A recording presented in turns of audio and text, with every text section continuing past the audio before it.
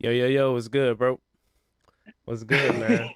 We did it again. That's fine. No, What's up, man? We started. We going. We rolling. We what's rolling. up, What's man? good, man? What's good? What's good? What's good?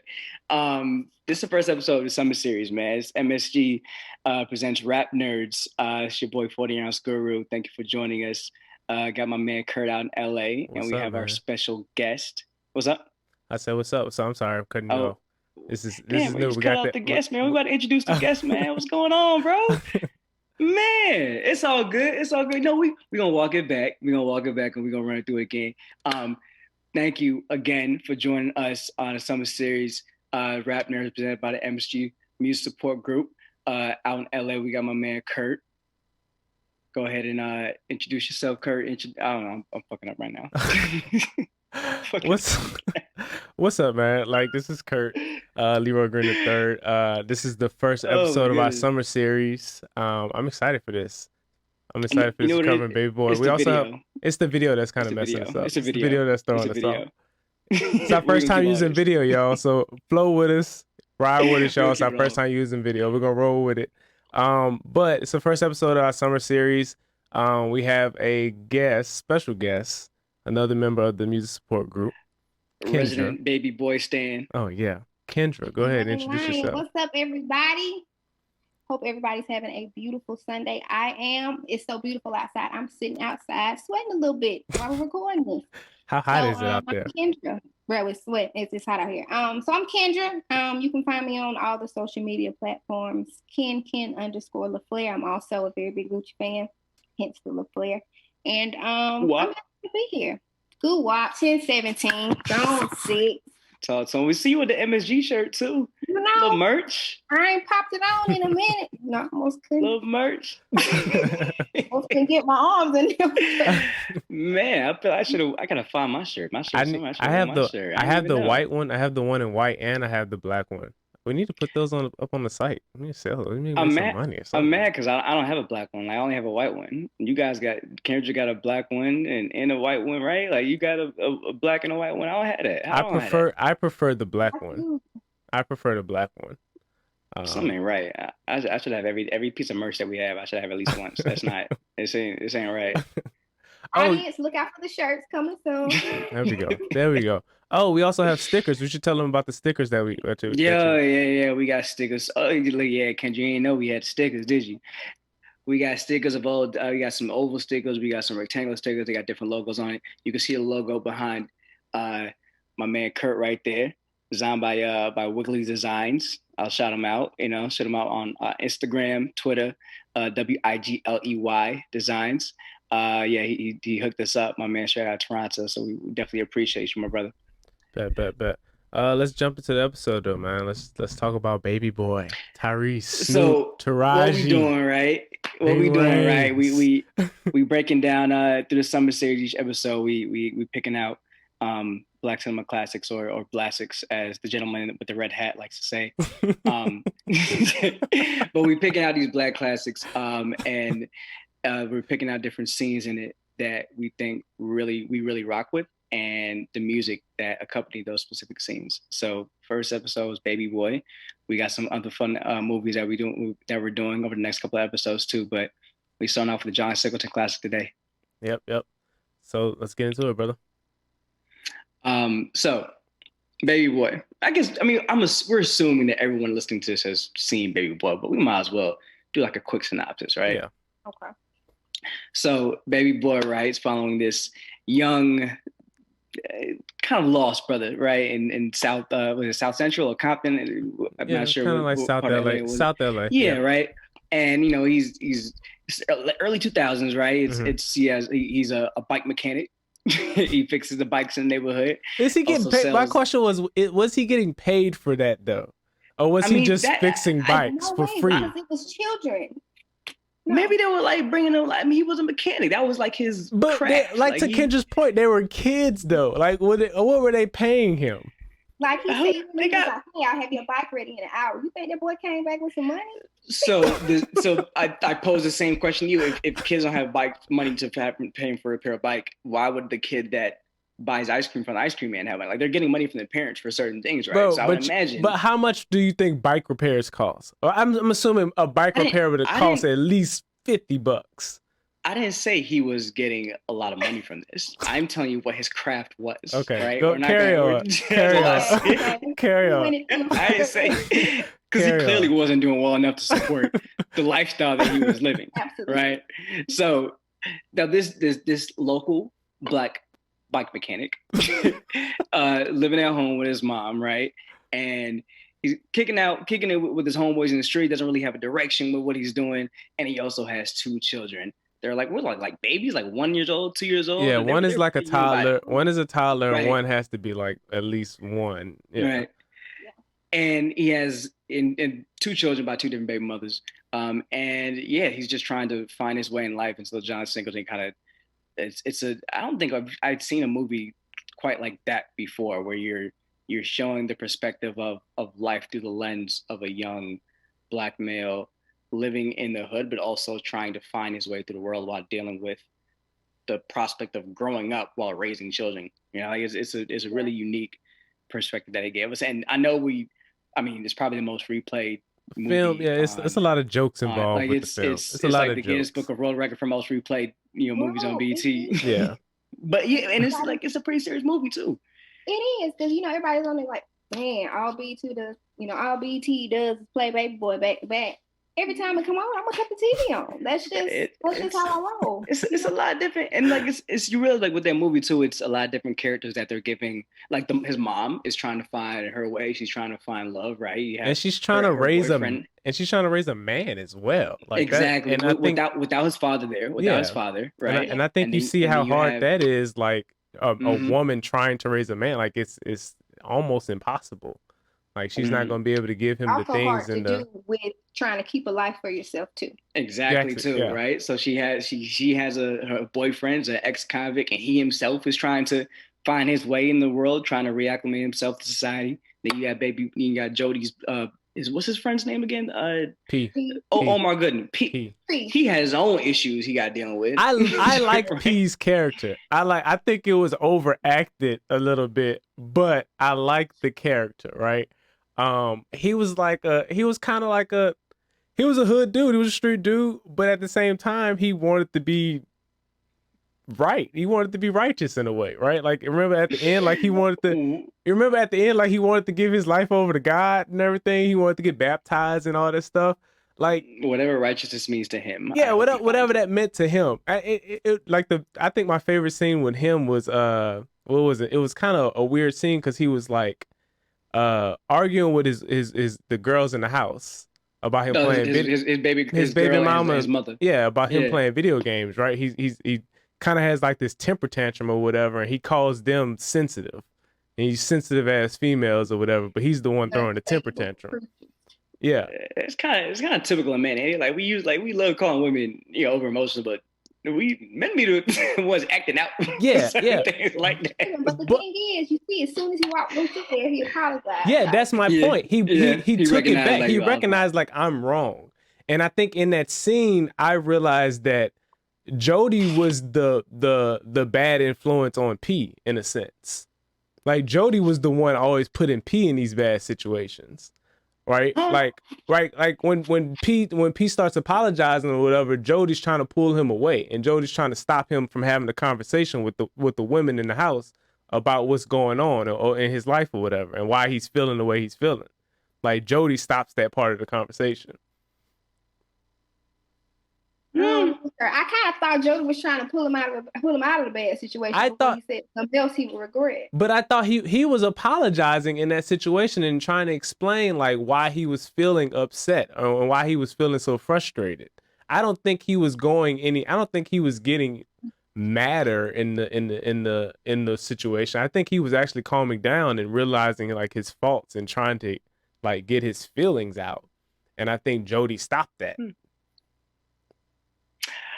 I'm not going to speak on that per se. I don't necessarily agree with that, but I think the purpose, again, what I will say is that the fact that we are able to have this discussion kind of speaks to the layers that are in this movie and why it's a classic and why. So in that, like, for instance, that situation, even though it was a serious situation, there was still humor in it because of how he was reacting to be like, because all of this was over because he wanted to play video games. Yeah. Like it's a very trivial matter, but he still took it to a level because of a lot of the other things he's probably dealing with, like as a very personal attack on him.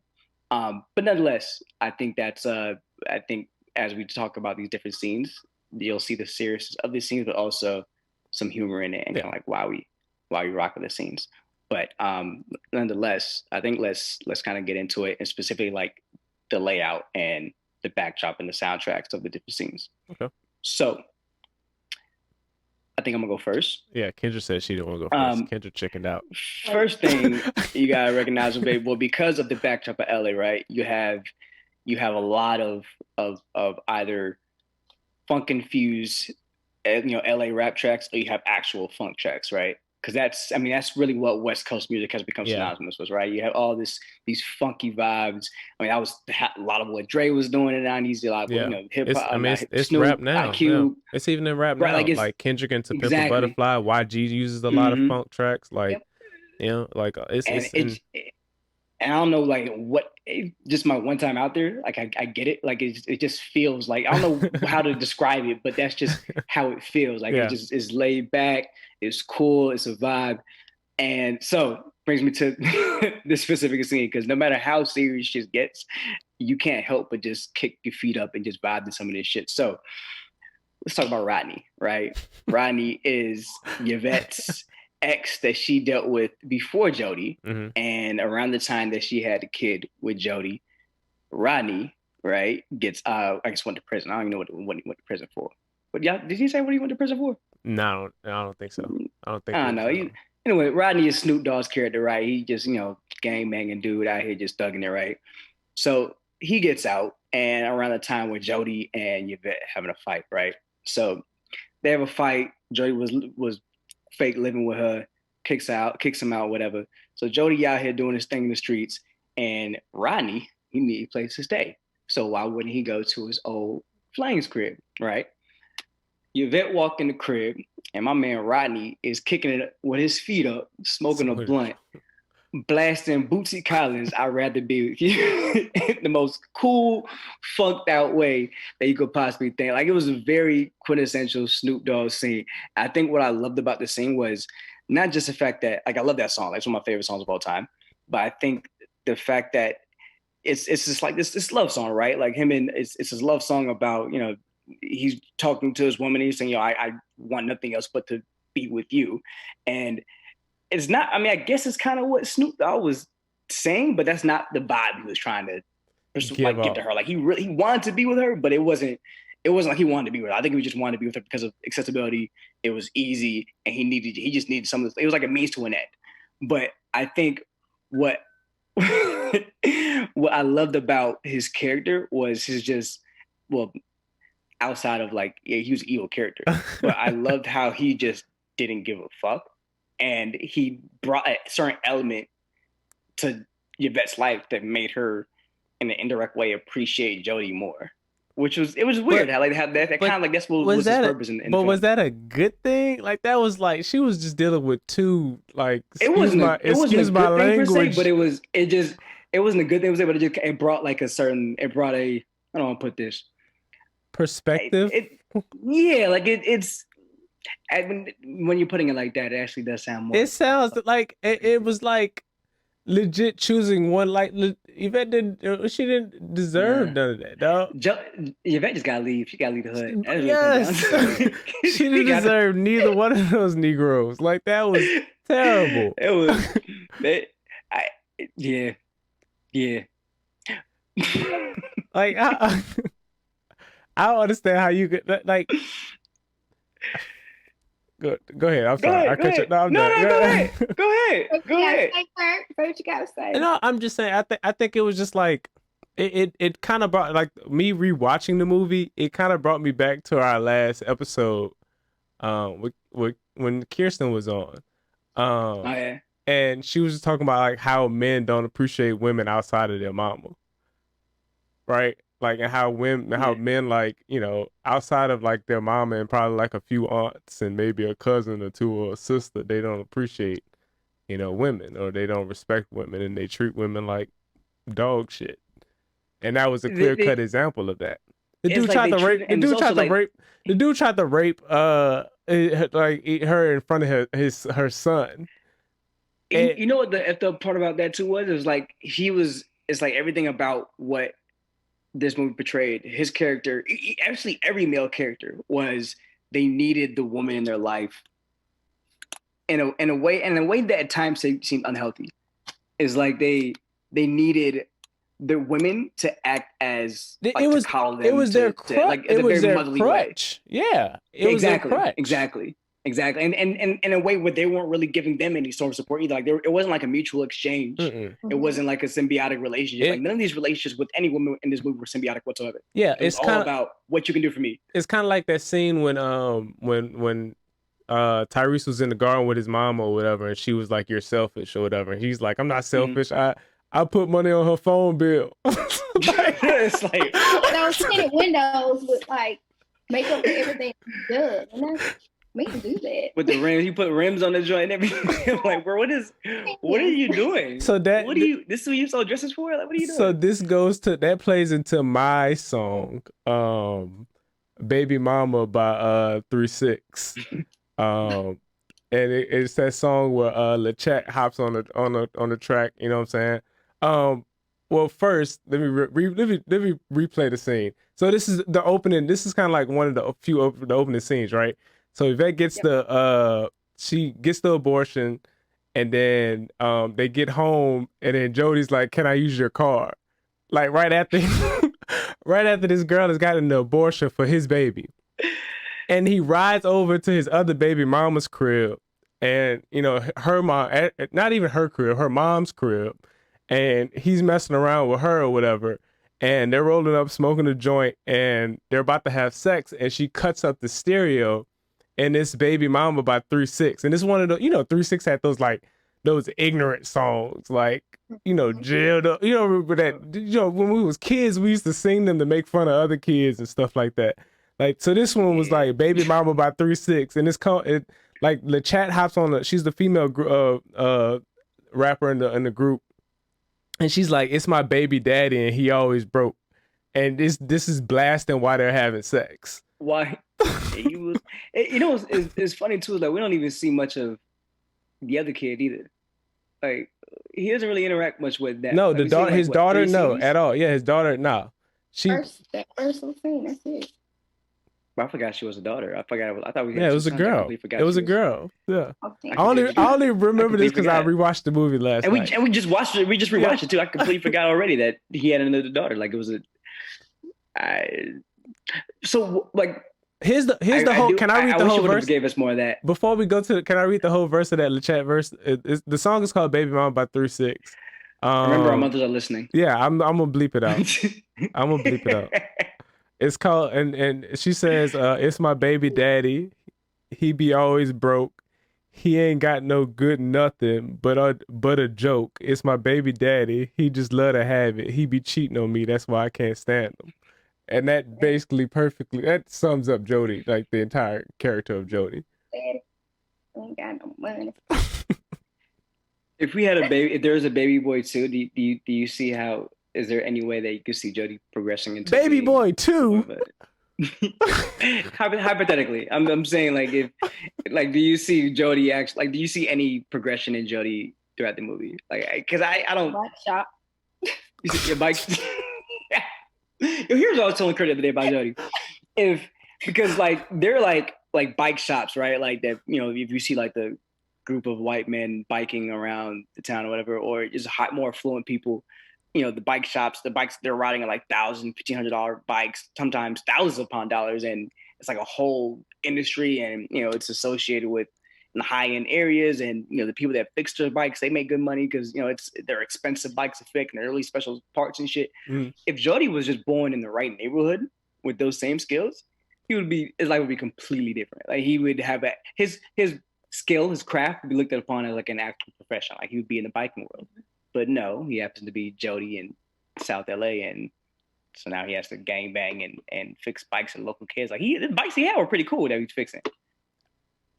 So I agree with you wholeheartedly, but I mean, there's a different debate. There's a different debate to be had about that, and knowing the character of Jody, there's a totally different debate about that, right? Like I still think Jody could have used those skills, but he was just lazy, bro. Like I think that's what the whole character, like Vin Rain's character, was like trying to like teach Jody, like you just got to get off your ass and work. Was he lazy or just misguided, or just or didn't know where to direct his energy? That's a difference. All three. I think all can be true, right? I think all can be true. I think you can be lazy. I think you can be both. I think you can be misguided, lazy, and you know, yeah, you can be both misguided and lazy. What's your perspective, Kendra? I don't know. It's like, I mean, you could, but you have some men or some people, period. This goes for men and women who, you know, can come up in an environment just like Jody's, even worse than that. And they look at it as, you know, this is what I don't want to do. I want to be opposite. I want to be the opposite of this. I want to be totally not of my surroundings, and I want to get out of this. You know what I'm saying? And some people just, you know, collapse into it. So I don't know if it just depends on the person that you are. Like, I mean, sometimes it has nothing to do with your upbringing. What you see growing up, it's just, I don't know. It's almost just like how God made you. I don't know. Yeah. So I know a lot of people have those birds sound beautiful. Exactly. Just got one. I flip this. I can show y'all the sky. Oh man. But yeah, I agree with Kendra though. Like I think it's all based on like how you're wired, like how you grind. Yeah.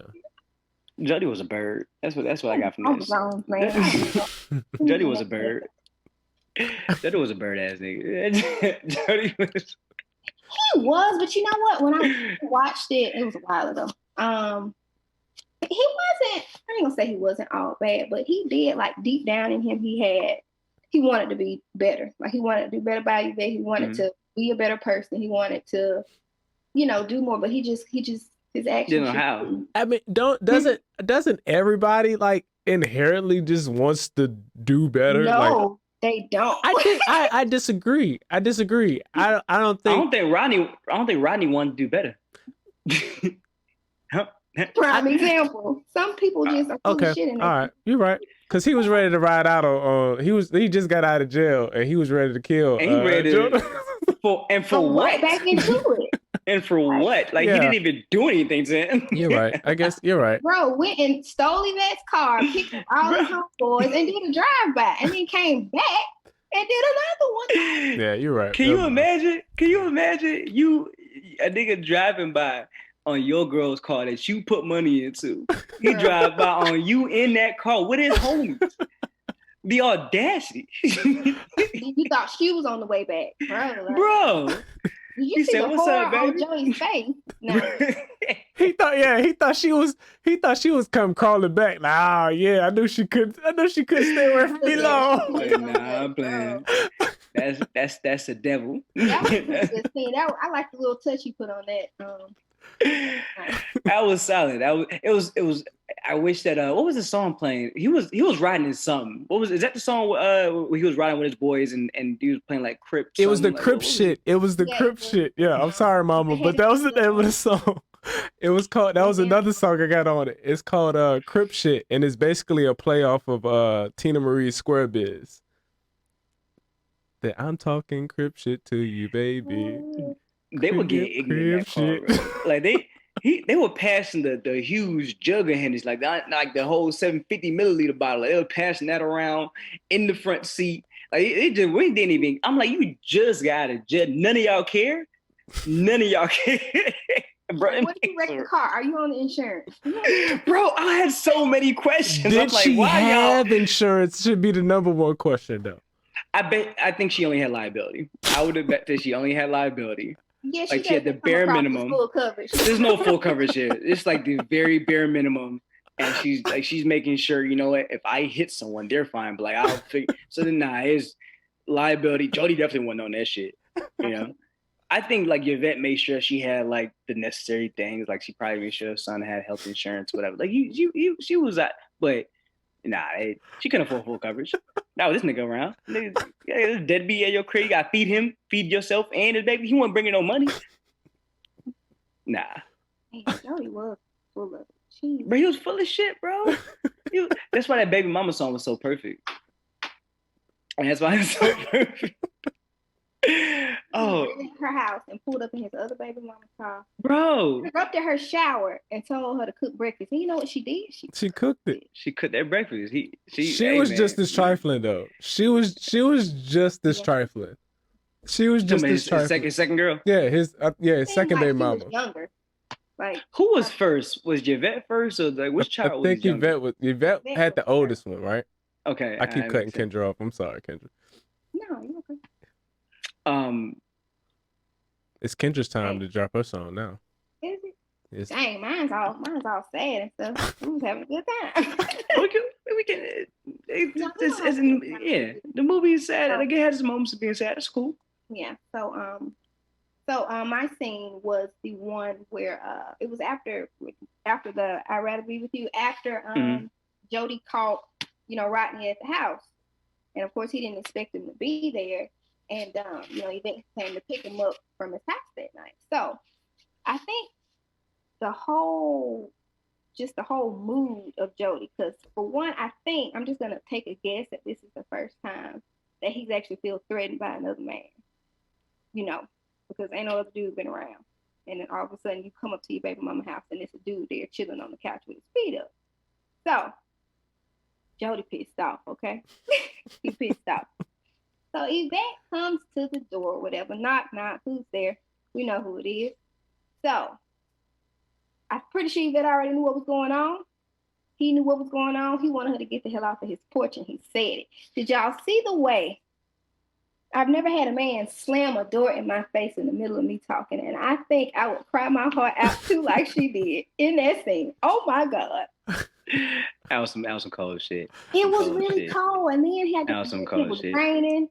And you know what? That scene started off, I'm pretty sure the whole entire song, Just to Keep You Satisfied by Marvin Gaye played. So the song, of course, is about the smoothest man that ever touched a mic.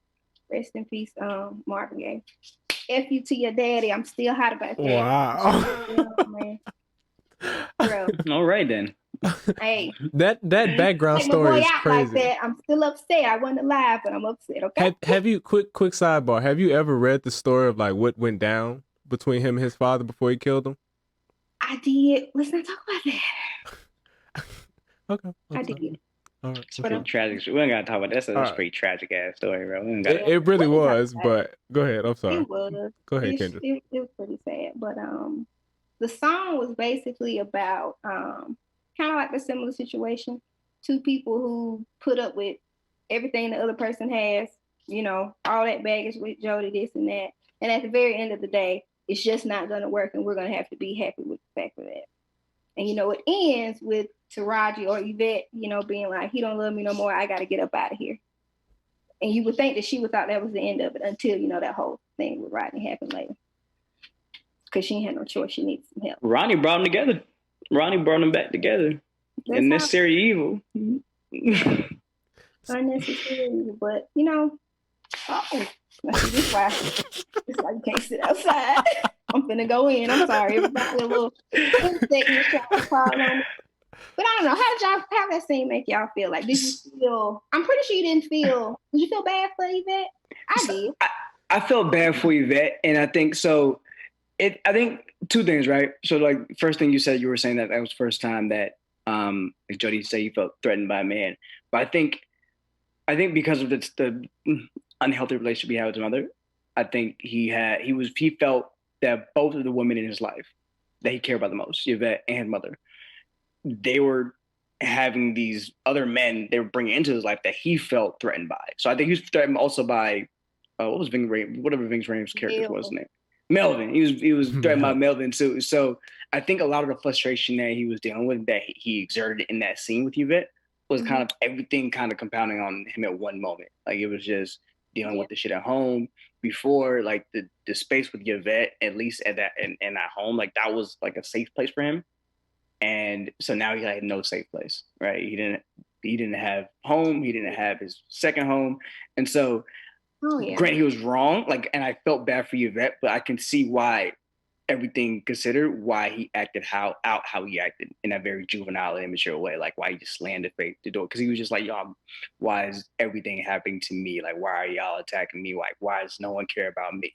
He was treating it like in a very selfish manner. So I felt for Yvette. I can see why, like that was very emotional. Like she didn't deserve any of that, but I see why Jody was acting like a child. He was acting like a child, which is, I mean, acting like a baby. Yeah, he was acting like a baby. He threw a tantrum. He was throwing a tantrum, and the 2 women in his life that he felt that were supposed to take care of him were not. They didn't care to at the time, and that's why he acted out like a little baby.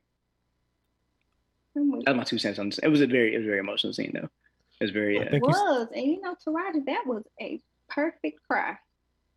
That was great. It's always interesting when you have like because sometimes you get cries in movies, and it's like, yo, like again, the scene where he almost got shot in the drive-by. Tyrese had this look on his face, like I know you think you're about to die, but it's just. Like, what are you doing? Yeah, like, bro, like, what are you doing? Like, what's wrong with you? Get down. Like, what is wrong with you? Like, and then how did no one hit anything? Like, he didn't hit nothing, dude. Didn't hit nothing. Pete didn't hit him getting bad. Like, it was just 100 shots. Like, he would shoot down on the ground. He didn't even have a camera right on that. Yeah, it threw a yeah. I mean, it probably would have been, I don't know. Then you know he ain't had no life insurance, so I mean it's probably good that he didn't. Nobody in the movie had this entire episode has been hilarious. Ain't no life insurance, bro. Ain't no life insurance, bro. Like ain't no whole life, no term life. Ain't nobody got no policies, bro. Like and you know he ain't had no health insurance either. He ain't no Medicaid, and so stop. If they get all worked out for the best, it would have worked out for the best.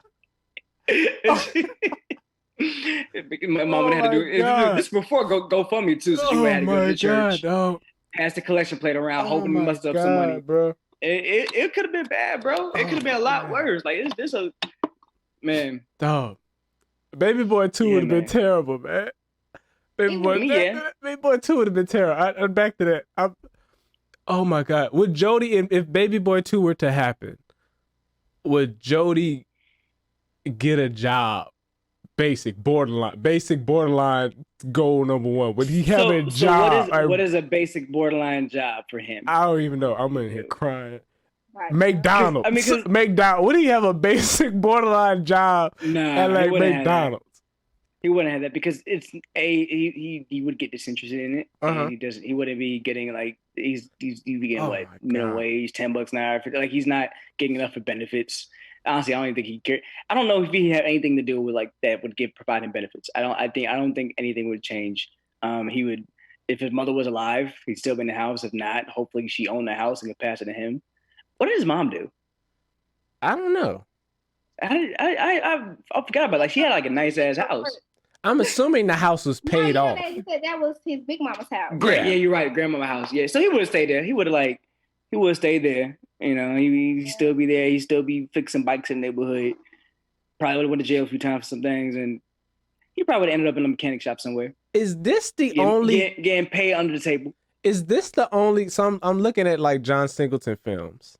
I also have like one more song choice that I want to go, but I want to say this real quick. I'm looking over John Singleton films: Boys in the Hood, Poetic Justice, Higher Learning, Rosewood, Hustle and Flow. Is this the only one that didn't have somewhat of like a kind of? I mean, it had a positive ending. He didn't die, but there wasn't like even like a positive resolution. Wait, what other movie like Higher Learning didn't have no positive ending? What? Okay, maybe you're right. You're right. Okay. Okay. I mean, with Boys in the Hood, at least, like your boy went to like Morehouse, and you know what I'm saying, your girl went to Spelman. Yeah. I forgot how Poetic Justice ended. That movie ended with Joe taking her on a picnic. Yeah, I guess positive, whatever. Hustle and Flow ended, you know, your boy got his song on the radio, whatever it was. And he blew up. After I mean, he was in jail. Ludacris. He was I don't think he getting out for a minute. Like, yeah, he was in jail, but at least he, his people was getting paid. At least, his girl became a boss. Remember the little white prostitute he had? She became like a boss. Yeah. Little magic. I love that. All right. So I mean, he had other ones that had a positive. This was more. But we consider this a positive ending, I guess, in the movie. I mean, he didn't die. He didn't die. Is that where the bar is at? Yeah. He didn't die. He got his girl back. I mean, they didn't give us any clue. Like, was he being faithful? Is he not going back to Peanut? He not being faithful. He not stopping it. Like a Sunday where he moved in. Though he moved in with her. Is he paying down on the rent now? At least giving a quarter of the rent. His name not in the utilities. It's not on any sort of paperwork. He ain't got no credit. I may only know what a credit report is. He's not. Nothing's changed. Like the ending, God. Like when the movie ended, it's exactly where it was in the beginning. Only difference is his mama is happy with her boyfriend. I hope that shit's still working out.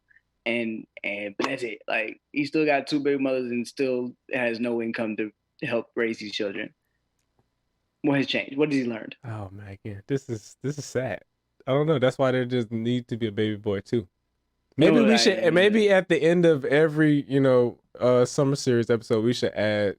Should there be another movie? Another one of these movies? Well, no. I don't think there's nowhere to go with this. Like, where would you go? You read the whole thing. It's a cycle.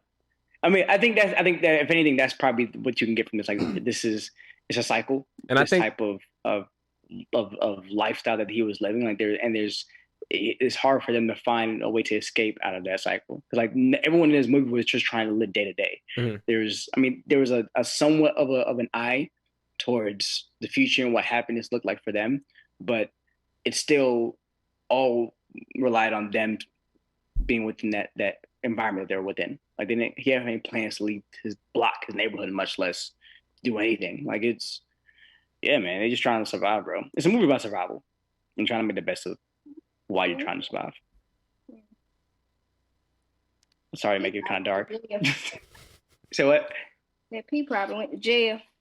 He probably should go to jail. Like, yeah, he should go to jail. Yeah, he should. I'm pretty sure the cops found out. Somebody saw it. Somebody saw it and told on him. I don't think they told on P-Body though. I don't think they told him. But his homies probably go like they probably gonna go back around and kill him. Jody Kill him. Like, it's gonna keep going. It's a vicious cycle. Like, it's like in Boys in the Hood, and boys came back and killed, or I guess it was the other boys. They killed Cute. They killed Cute. Yeah, like it's a vicious cycle. I don't think there was any. Yeah, and I think that's what we could take from this: a vicious cycle.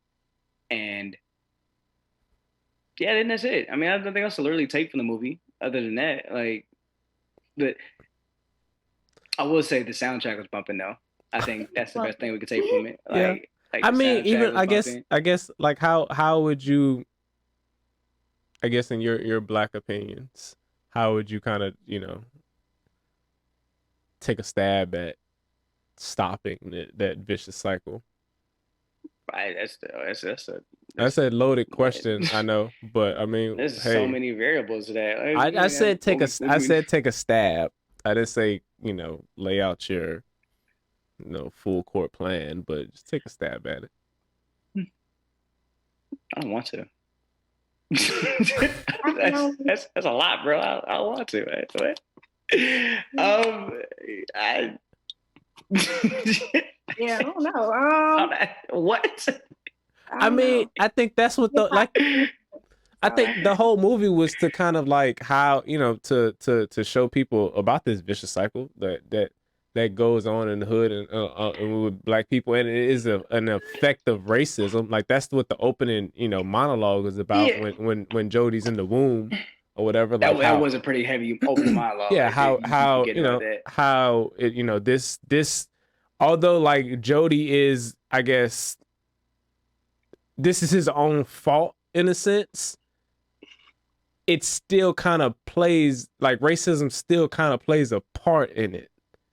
Well, in the sense that like he doesn't have like you don't know what type of opportunities he had growing up. He probably didn't have like the best support in schooling when he went to. Like he clearly has skills that in the right environment probably could have flourished. Like you said, he was an entrepreneurial spirit. Like he found those. He was able to sell those dresses. Like he has skills and people skills too. Like he could have flourished in the right environment, but because of a variety of different socioeconomic conditions, that's where people like him and Peabody live and die within that confined space with no evolution, no progression. So that's the answer. That's where you have to address the socioeconomic issues that place them in this environment to where they feel there's no escape from it. I don't know how you do that, but yeah, that's what you want to hear, Curt. That's taking a stab at it. Yeah. What did you say, Kendra? I just said that's a sad everyday story. Yeah. All right, let's talk about something more positive. I think we're good. Let's end on something more positive. What y'all been doing during this pandemic? Made me smile or something. We about to leave. We should talk about the next episode. We'll talk about the Friday trilogy. So yeah, we do. So I mean, that'll be more jokes at least. It'll be a lot more jokes. I thought this episode was hilarious. My eyes are red. I'm crying, dude. Like Kendra, what's your favorite Friday? Before I know what Curt said. What's your favorite Friday? What's my favorite Friday? Shoot, the first one. Everybody says that. I feel like that's your favorite, Curt. But I ain't gonna lie, the second one, next Friday, is pretty close. That's to me. That's like the fun. That one is like that's hilarious. Like, you know what? It's probably next Friday when I think about it. Mike Epps did a hell of a job. Curt gonna say Friday after next. He likes Friday after next, which is funny. Yeah, that's what he says. With Cat Williams. It's funny. Come on. It was decent, but it's definitely last in mine. But okay. Third ones are always the worst one, no matter what any sort of trilogy, bro. That's a lie. It's a lie. Dark Knight Rises was not the worst movie out of that trilogy. Tell another lie. I would. Come on. We can go all night. Are you sure about that? Positive. Is it better than Batman Begins? Yes, it was better than Batman Begins. Batman Begins was a great movie, by the way. But so this is how I rank them. Number one, obviously Dark Knight. Dark Knight Rises, and then Batman Begins. Amazing trilogy.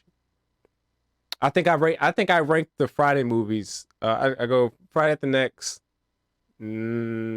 Friday, next Friday. Which was the best Carter? 1, 2, or 3? Ooh.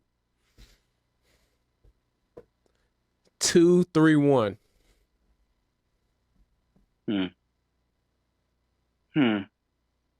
I'm messing up your theory. I'm ruining your theory. I'm ruining your theory. Because in each one that you listed, the third one wasn't the best. It wasn't the best, but you said it was the worst though. You said it was the worst. It's not the worst. Yeah.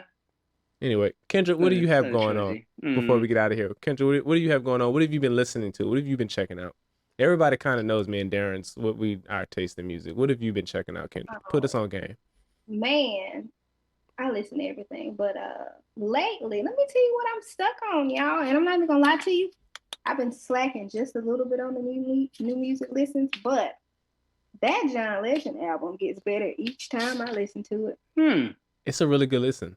I listened to it once. It's a really good listen. Like it's nowhere near like nothing, no classic or nothing like that, but it is a really good listen. I shall go back and indulge. It's perfect quarantining listen. Like you're just at the house. Like the opening track was so strong to me. Perfect. I'll run it back. Perfect song there. You have to run it back. I listen to a lot of Al Green. So you've been on Al Green? I'm just like a lot of Al Green, like the ones where where it's like always on Al Green. It's called you Curt. Al, like lately I've been like like Al he has a variety of different range of tracks, right? But like the ones where it's like centered around love. It's real soulful, smooth. Like it's like all of his things are smooth, but like not upbeat. Like the love tracks where it's a lot more rhythmic, steady, and where like he's really showing off like his smoothness of his vocals, like his real Southern cool shit. Like Yeah. that's the ones I've been rocking with. You know, like Simply Beautiful, like those type of tracks. Like I gotta send you this Al Green playlist. It's called Al Green is the cream of R&B. And you know, Kareem Abdul-Jabbar is like the all-time leading scorer in the NBA. I think that's who Al Green. Al Green has that many hits. He's the man. Huh. Ask your grandmother about him. Like he's the man. He's that he is a motherfucker, man. He's that dude, man. Like I think the best thing that people don't realize, like everybody has like this debate about like Mike, you know, Prince, and even Marvin, all greats. I'm not putting down on anyone, right, in their perspective, right?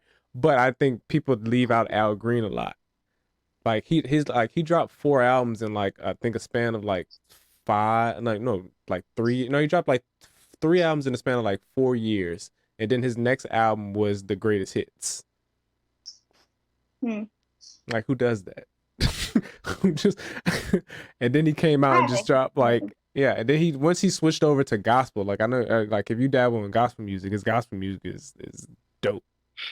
It's wild because it's like the sound wise, it didn't really change much. Like, it was still just as soulful, just as like, you know, it was. But he was just talking about Jesus, and you know what? It was a switch. I can talk about Al Green all day, but there was a switch. I'm sorry, y'all. You know, I like this is the name of this podcast, Rap Nerds. But if you check out the Bell album, it was made in 1977, and I think like if you listen to that, I think that was his crossover into gospel. Like a lot of the songs, if you like just check them out on the surface, they sound very R&B-ish. But if you like listen to the lyrics, he's talking about God. He's singing about God. You know, he even mentions God and Jesus in some of the songs. But they're so soulful that you're like, he has to be singing about a woman in this. It's like what I forget who I said this about, but it's like Al just replaced like whenever he's talking about a woman, when he turned to preach, just replaced it with talking about Jesus. Yeah. Like everything else stayed the same. The perfect modern day song of that is Love by Music Soul Child. Replace replace like you know that song, I think it's is it Love? Oh, like yeah, it's like love. Yeah, if you replace so many things I got to tell you. Replace love with God in those songs, and it's the same. It's the same thing. It's gospel. Yeah. I feel that. I haven't given him the proper listen. I still haven't. I'm supposed to like a year ago. Check this out. How'd y'all like that? I know we talked about the CeeLo album, but like, how y'all feel about it now? That's what I was talking about. It was slow. That's what I was saying. I was telling Curt about. It feels like he just took a bunch of love songs and just popped about some gospel songs and loved about women in there, and that was it. Like it just felt like a gospel album just about women. That's about love. I'm gonna have to run it again. It was kind of slow for me. The first 2 tracks, I like the first track came out strong, and then the second track it was like, the second track it kind of like lulled me to sleep. I was like, oh, okay, gotta turn this off. Great lullaby music, like great take a nap Sunday afternoon type music. Like I play it for my son. That's all I have. I don't have anything else to add to it. I'll play it for what do you think, Kendra? You listen to it, the whole thing? I did, and I don't think I'll listen to it again. Like it wasn't what I was expecting. That first song is definitely a play, but like everything else, definitely not as. I think I was just excited when I first heard it because I was like, oh, CeeLo. Yeah. I just love it. And then a couple times I was like, nah, this isn't working. We talk about Snoop sometimes, like as far as like his career trajectory and like how much he's like evolved.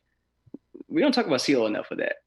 You don't CeeLo got 3 like right? Like he was like Goody Mob, like real rough shit, you know, in the early Savage back in the day. And then he just evolved into and then look at him now, like lullaby singer. Right? Like lullaby, like TV judges on like what is one of them shows, The Voice, things like that. And Nars Bark now he's like an international, pop star. And I think this just goes to show like how creative these guys are. And if you give them, give these young boys and girls in the hood a chance, they can run with it.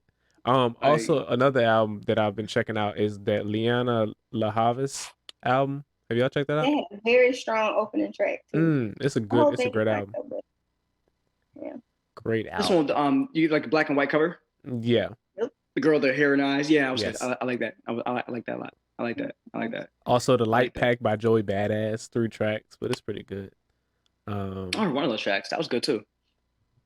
Looking through your list? Looking through your list, Curt? I am. I am too. Look. Before we get out of here, I mean, I think people actually like these, so I'm running through the list. That's all I got though. I ain't really been checking out anything else either. Nothing else? Nah, that's all I got. That Gunna album's fun. I like that. I gotta rerun it. I need to listen to that again. That was fun. That's all I got. Oh, yo, that Flo Milli album. I like Flo Milli. I like her a lot. I gotta listen to her. I've been seeing a lot of hype. She's hot. Like, who knew that much talent was like sitting right there in Mobile? Like, that joint's hot. She about to be a star, bro. Really? Is that dope? She's about to be a star. I'm gonna check it out. Like, bro, like remember this. Okay. Like, she's about to be like Rico Nasty, like Meg Stallion. Like, she about to, this whole next year taking off, bro. I'm telling you. I like this new, this new wave of women rappers. I think it's right. Yo, and they are working with the top producers and shit. Like, I want them all to keep elevating, bro. Like, I feel like they're like healthy competition too. Like, they all rock with each other. Like, they all support each other. Keep that shit going. I like that. That's definitely new. I like that. I like it a lot. Like, keep it going. She hot. Yeah. Flo Milli shit. That's it. That's all I got. That's all I got too, man. Oh, Millie gang. I gotta go. I'm gonna run it later today. Okay. That's all I got. We're honestly just like super confident female raps. Like I'm that, like, I don't want mama listen to all that. Like, she just super confident. Just like she just cocky with it. She's super cocky with it. And yeah, like, just think of like Meg or Nicki or Cardi, but like at 19, like just cocky and just doesn't like. Man, young Nicki was kicking it. I'll never forget when I heard Nicki Minaj for the first time on a like somebody like on a Lil Wayne mixtape, man. Oh my god, I was like, this chick is spitting. And then she came out that type of shit. Okay, all right. I'm interested then. Like, real cocky shit. I'm interested. That's all I got though. Right. Now I'm done. We can wrap up. All right, let's go. Let's wrap it up. Appreciate Kendra for hopping on, talking about Baby Boy. Joe, why you hit me, Joe? I for the longest, that was my favorite thing. Why you hit me? You said you never hit me, Jody. You said you never hit me, Jody. But anyway. Hey, we can. My favorite scene is when Melvin took Jody up, bro. You're right. I'm like, little Jody. Hey, but why did he punch him so hard though, dude? In front of his mama. Like, Melvin punched Jody so hard he flew into the table and just like. And then he took his mom in the background. He punched him so hard that she just flew back to the wall. Bro, and then he just like holding his head like, I tried to be good. He didn't. I got 2 strikes again. Like, they trying to send nigga. He was irate. Melvin was a butthole, but like he was doing better than somebody. Bro, he had a little business and everything. Like, he was trying, bro.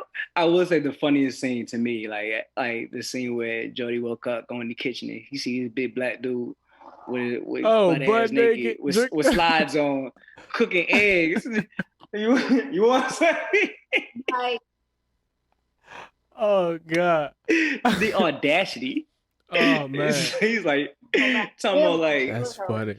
But yeah, we appreciate. Like, hey, young blood, this is my space now. I'm here. So much confidence. He couldn't do nothing because he never beat your butt. What you gonna do? That's funny. But we appreciate you, Kendra, for hopping on. You want to go ahead and shout yourself out again? Your IG, all that good info. Happy to be here, but yeah, y'all can follow me on Instagram and Twitter.